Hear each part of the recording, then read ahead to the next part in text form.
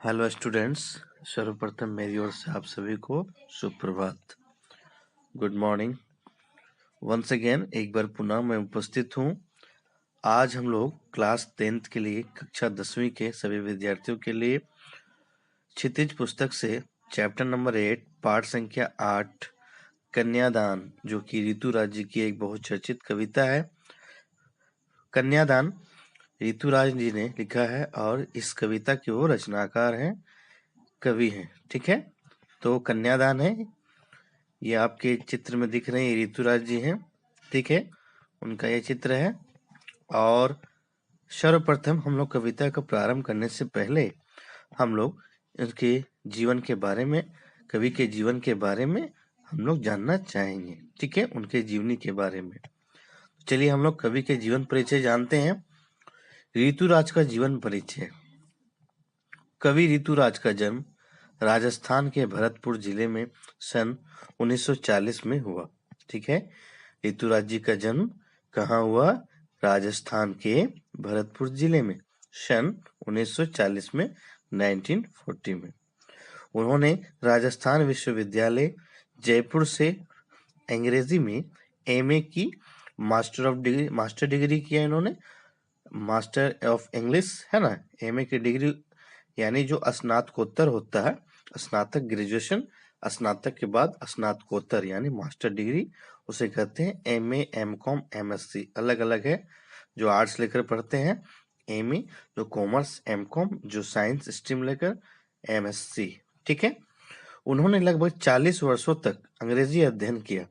लगभग 40 इयर्स, 40 वर्षों तक अंग्रेजी का अध्ययन किया है ना। और ऋतुराज के अब तक के प्रकाशित काव्य संग्रह में पल पानी में, एक मरण धर्मा है ना, और अन्य, सूरत नियत तथा लीला अरविंद प्रमुख इनकी काव्य रचनाएं हैं, जो प्रमुख मानी जाती है, जो लोकप्रिय मानी जाती है। ठीक है, और इन्हें अपनी साहित्यिक जीवन में बहुत सारी रचनाएं करने के लिए इन्हें कई सारे पुरस्कारों से सम्मानित भी किया जा चुका है। इन्हें बहुत सारे पुरस्कारों से नवाजा भी जा चुका है, जिनमें सोमदत्त परिमल सम्मान, मीरा पुरस्कार, पहल सम्मान तथा बिहारी पुरस्कार शामिल है। ये सारे पुरस्कार के नाम है, अवार्ड्स के नाम है, जो साहित्यिक जीवन में यानी हिंदी साहित्य में कविताएं लिखने के क्रम में, कहानियां लिखने के क्रम में, उपन्यास है ना, इन सारी चीजों के लिए उनको एक पुरस्कार से सम्मानित किया जाता है। ठीक है, उन्होंने अपनी कविताओं में यथार्थ से जुड़े सामाजिक शोषण एवं विडंबनाओं को स्थान दिया। इसी वजह से उनकी काव्य भाषा लोक जीवन से जुड़ी हुई प्रतीत होती है। उनके अधिकांशतः कविताओं में आपको सामाजिक में शोषण यानी समाज में जो हर क्षेत्र में जो शोषित किया जाता है, शोषण किया जाता है, और सभी प्रवृत्तियों को ध्यान में रखते हुए उन्होंने अपनी रचनाओं में उसको एक अलग स्थान देने का प्रयास किया है। ठीक है, तो ये रहा उनके जीवन परिचय। अब हम लोग आते हैं कविता के ऊपर। कविता कौन सी है? कन्यादान। ठीक है, कन्यादान, ये जो शीर्षक है, टाइटल है कन्यादान, अर्थात कन्या का दान। कन्या अर्थात बेटी, लड़की है ना। जब लड़कियों का विवाह होता है एक परिवार में, किसी घर में, जब लड़की विवाह होने के बाद जब पराये घर में चली जाती है, तो अपनी उसकी जो माँ होती है, यानी एक बेटी की माँ, उस स्थिति का आकलन सही तरीके से कर पाती है। उनको वो अनुभव होता है कि कन्या का दान करना कितना प्रामाणिक होता है, और उस समय जो स्थिति होती है वो दुखद होती है। ठीक है, क्योंकि वो अपने घर को छोड़ करके, अपने माता पिता को छोड़ करके, है ना, किसी पराये स्थान पर, किसी पराये घर में जा रही है। ठीक है, तो ये कन्यादान शीर्षक इसलिए दिया गया है जिसमें बेटी के ऊपर आधारित है। और इसमें जब माँ अपनी बेटी को विदा करती है, तो विदा करते समय जो माँ का जो भावनात्मक शैली है, भावनात्मक प्रवृत्ति है, उसको कवि ने दिखलाने का प्रयास किया है। तो चलिए हम लोग पंक्तियों को पढ़ते हैं और उससे समझने का प्रयास करते हैं। ठीक है, प्रथम पंक्ति क्या है? कितना प्रामाणिक था उसका दुख, लड़की को दान में देते वक्त जैसे वही उसकी अंतिम पूंजी हो, है ना। कितना प्रामाणिक था उसका दुख। प्रामाणिक का अर्थ होता है स्वाभाविक, यथार्थ, वास्तविक, है ना। यानी जो दुख था उसका वो क्या था, वास्तविक था, रियल था। क्योंकि जब भी किसी लड़की को जब शादी के समय, विवाह के समय जब विदा किया जाता है तो उस समय जो है स्थिति, उसका समय जो होता है उस समय का, वो बहुत ही अत्यंत दुख से भरा हुआ होता है। सभी की आंखों में आंसू ही आंसू दिखते हैं, अश्रुधारा बहते हैं, चाहे वो पिता हो, माँ हो, भाई हो, बहन हो, जिससे ज्यादा अत्यधिक लगाव होता है।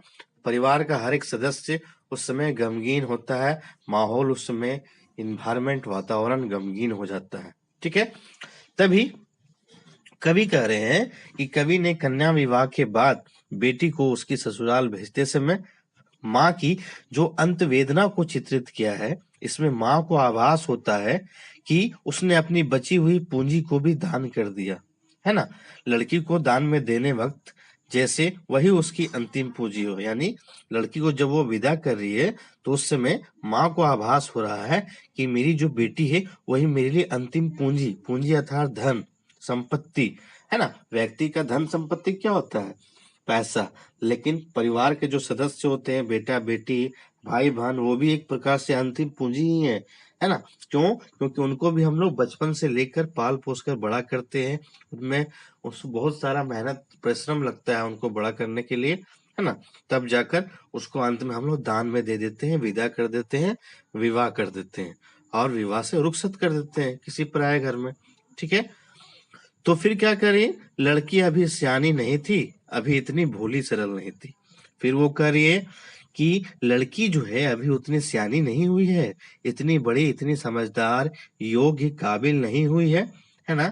अभी इतनी भोली सरल थी, क्योंकि अभी भी वो इतनी भोली भाली है, सरल है, साधारण है, सिंपल है। अभी भी उसे उतना अनुभव, एक्सपीरियंस नहीं हुआ है जो अनुभव होना चाहिए। ठीक है।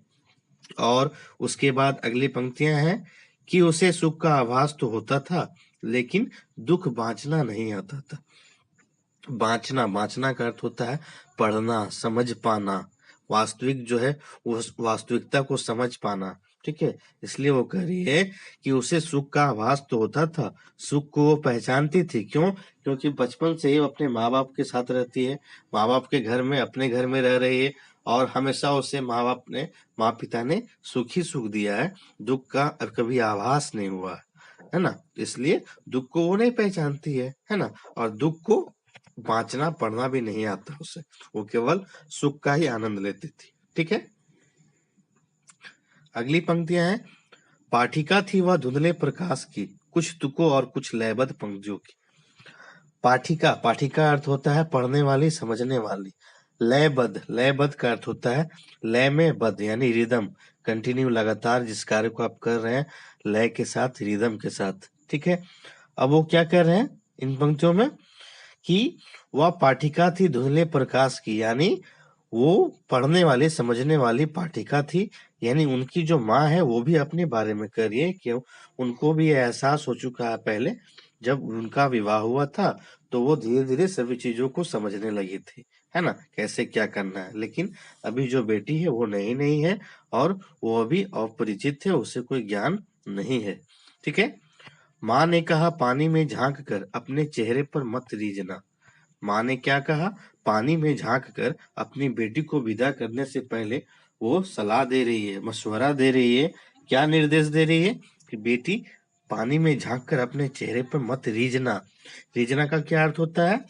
रीझना का अर्थ होता है प्रसन्न होना, यानी चेहरे को पानी में देखकर प्रसन्न मत हो जाना, खुश मत हो जाना। क्यों? क्योंकि पानी जो होता है वो एक स्थान पर स्थिर नहीं होता है, वो जरा सा हिलने से, डुलने से उसका चेहरा भी परिवर्तित होता है, परिवर्तन होता है।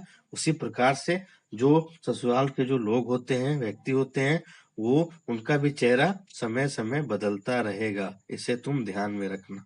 ठीक है। आग रोटियां सेकने के लिए है, जलने के लिए नहीं। वो कह रही है कि आग जो होती है वो रोटियां सेकने के लिए होती है, ना कि जलने के लिए होती है। यानी ससुराल वालों क्या करते हैं, दहेज के नाम पर, संपत्ति के नाम पर प्रताड़ना करते हैं, शोषित करते हैं और आग में, यहाँ तक कि बहुत सारी लड़कियों को आपने देखा होगा कि उन्हें आग से जला भी दिया जाता है। ऐसी घटना आपने देखा भी होगा, सुना भी होगा। इसलिए वो कह रही है कि आग जो होती है उसका काम होता है रोटियां सेकने के लिए, ना कि किसी को जलाने के लिए, जलने के लिए। वस्त्र और आभूषण शाब्दिक भ्रमों की तरह बंधन है स्त्री जीवन के। फिर वो कह रही है अगली पंक्तियों में कि वस्त्र और आभूषण जो है वो स्त्रियों के एक प्रकार से आकर्षण का केंद्र है और वो भ्रम है। ससुराल वाले तुम्हें वस्त्र, कपड़े और आभूषण का भ्रम देंगे, लालच देंगे तुम्हें आकर्षित करने के लिए, लेकिन तुम उस भ्रम में ना पड़ना। बंधन है स्त्री जीवन के, और वो जो स्त्री जीवन है महिलाओं के लिए एक बंधन है। कौन? आभूषण, वस्त्र, तरह तरह के गहने, ये सब दे देते हैं और स्त्रियां जो है वो महिलाएं मोहित हो जाती है। इसलिए तुम इससे दूर ही रहना। माँ ने कहा लड़की होना पर लड़की जैसे दिखाई मत देना।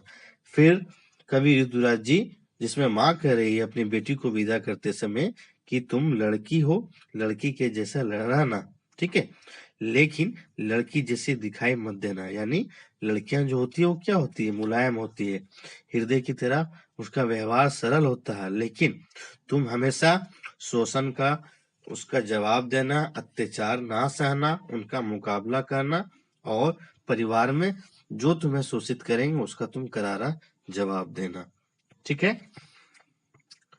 तो इन पंक्तियों के माध्यम से ऋतुराज जी ने कन्यादान कविता शीर्षक से बेटी के बारे में बताया है, और माँ जो होती है उसका दुख है, उस दुख को बांटने का प्रयास किया है उन्होंने, और दिखलाया है कि माँ का जो दुख होता है उस समय कितना दुखद होता है, और जैसे लगता है कि वो अपनी अंतिम पूंजी को, बची हुई सारी पूंजी को, मेहनत की, परिश्रम की हुई, कमाई हुई पूंजी को दान में दे रही है। ठीक है। तो ये रहा इन कविताओं का व्याख्या। इसमें प्रसंग व्याख्या रहेगा। आप प्रसंग व्याख्या एक एक पंक्तियों के माध्यम से आप कर सकते हैं। ठीक है। तो फिलहाल मैं अपनी वाणी को विराम देता हूँ। धन्यवाद।